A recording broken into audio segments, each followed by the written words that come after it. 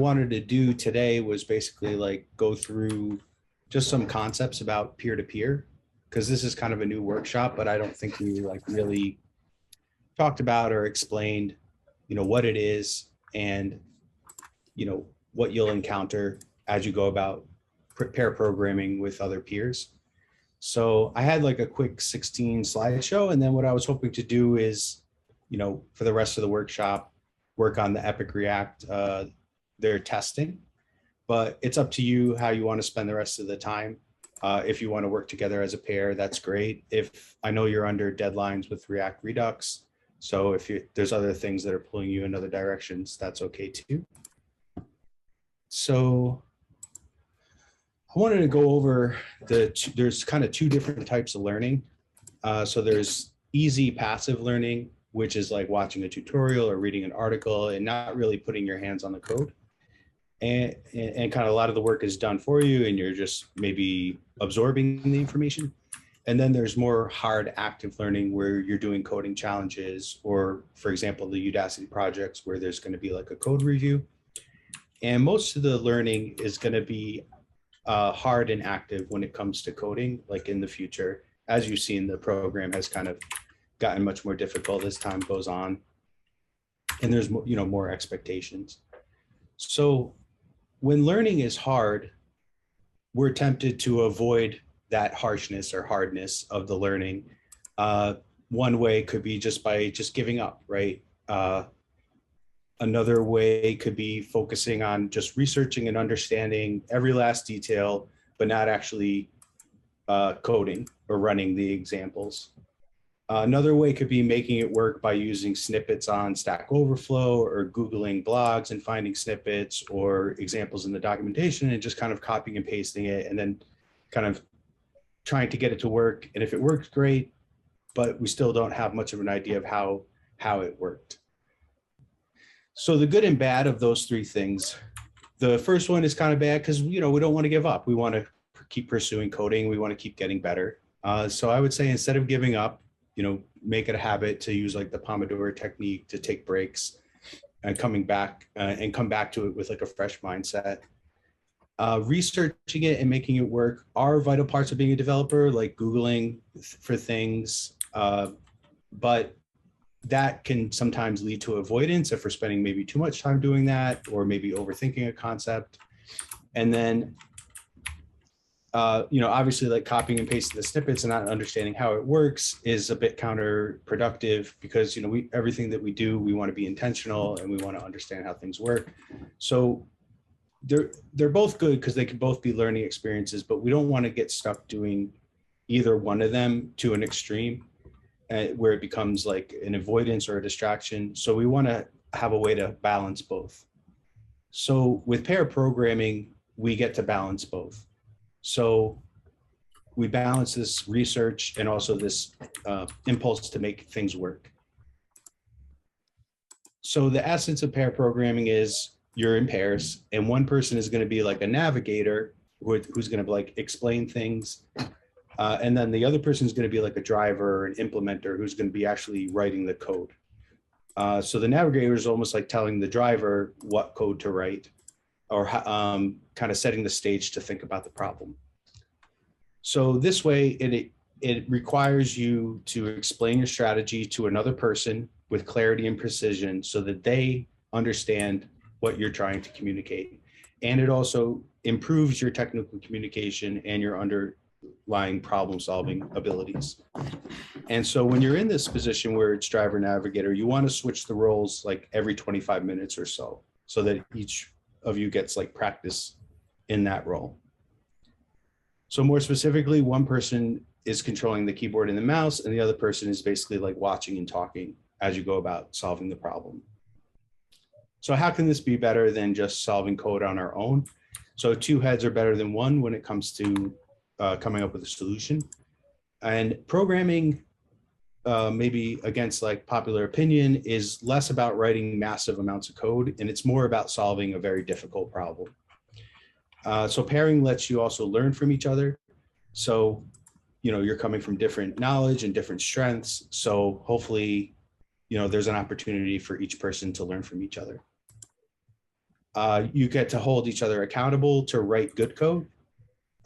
So like if you're on your own, it's easy to kind of just, kind of get things to work and then not have any kind of objective look at what you're doing, where pair programming kind of solves for that. You're tempted to take shortcuts. Those can come back and haunt you sometimes. You might not adequately test the code. We've been talking a lot about the importance of testing. You get to be much more productive. So if you're in person, this kind of works, because if you're in an office and you're sitting with on one computer, two people on one computer, then you're less tempted to check your email and get distracted with other things. Remote, maybe this won't work as much if you have your computer out and checking things, but ideally you want to be focused with the other person on solving the problem. And then with pair programming, you could spot things more easily, so catch bugs faster, so those things don't come back later to haunt you. So it has its advantages, but it can also be frustrating. So you might be working with somebody who's more experienced, maybe the same level, and maybe you want to work with somebody more experienced so that you can get better or get more experience. Maybe working with somebody with more experience could be frustrating because you feel like you're behind. So you might feel like you're slowing each other down, or one person the other. You might want to stop after you've solved something and explore more about how it works, whereas the other person might want to just keep moving forward. You might run into a difficult bug and just have lots of different ideas about how to do something. So if you come across those situations, try to communicate as much as possible. Also try to communicate before you actually even do any type of coding. Try to use like pseudocode, try to flesh out the idea, like maybe in like plain English, and then go about step by step adding the code. Take a deep breath, take a break. It's better than just kind of plowing and suffering through it. Everybody will have difficulty at some point, or maybe at first, working in pairs, but it's an additional skill that can get better with practice and time. And then you want to celebrate your wins. So if you're with a pair and you solve an issue, celebrate that, maybe take a break or something. So we want to refrain from value judgments. So with all that said, and you also with yourself, like based on perceived differences. So you might think you're better than you actually are. You might think you're not as good as you actually are. So these are all perceived differences that we're trying to always match up with reality. It's important to work with lots of different people, including people on your same level. And you just want to make the best of it. Take every opportunity you can to solidify concepts. There's so many new concepts out there. It's constantly changing and updating. Share your strategies for practicing and understanding concepts. Teach others. We've been starting these study groups where you're getting opportunity to teach each other. It's always good. Questions are always good. Share ideas freely without judgment. Take time to develop and discuss the ideas and the problem-solving tasks at hand. So that cannot be overemphasized too much, because it's always a good idea to develop, discuss before actually putting the code in. And so it's common for students to not understand something the first time, right? So I still, if I'm reading on a difficult concept, the first time, the first glance, I might think I understand it, but it could probably still be fuzzy. So constant repetition, going over that, practice, taking that time to really understand the concepts is always helpful. So pair programming can be an opportunity to like write things down that you later on your own want to go work on.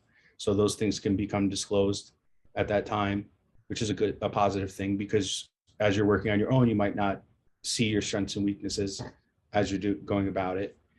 Revisit concepts later, work on certain concepts over a few course sections. So if you don't understand something, you will soon. So that kind of have that mindset that you're going to grow over time. And if you don't understand something, with the practice and time and repetition, you will surely soon get it.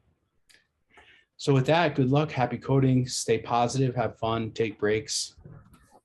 Being a developer, I think this is important, because I think we can often get wrapped up in learning, like we have to learn Redux or this state management tool, or this editor is better than VS Code now. And so we have to get that and we have to learn that. And, you know, when we get into backend, there's all different sorts of frameworks like Express and Next, and which one of those to learn. So those are kind of like the tools, but really, it's not really about this fixed set of tools because those change. It's really about getting in, it's less important about that. And it's more about the general skill of solving problems with other people. So that I would say that's more the essence of being a developer or engineering. So this was my last slide. I was hoping to, with that kind of build up and introduction, get into pairs and work on the Epic React testing workshop. You could start at the beginning, but the beginning is going to be a lot of like intro to Jest, which we've kind of done up until this point. Or you can start at the mocking section, this concept of mocking tests in Jest for more complicated functionality that might even be expensive, like a credit card checkout is what Ken C. Dodd goes over. Like, so it's hard to test billing a credit card, because that would actually, if you were to actually do that, it would cost you money if you were using like a service provider like PayPal who processes a transaction. So you can mock the PayPal API and that type of functionality so that you're not actually literally charging a credit card. But he goes into it in phases and steps, but he has a little bit about that in his testing workshop for JavaScript, and which you receive, and also in the Epic React for testing React. He goes over mocking as well. So what do you think? Did you have any questions?